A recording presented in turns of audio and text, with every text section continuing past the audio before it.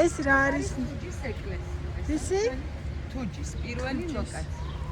ეს არის მართლმადიდებლური თუჯის ეკლესია. ბულგარული წარმოშობა სტამბოლში და ის არის უნიკალური ეკლესია და უნიკალური არ არის ნაშენი. ეს არის ფაქტობრივად ჩხუბოსკორი. მერე აქ ხოს ამას და მერე აქ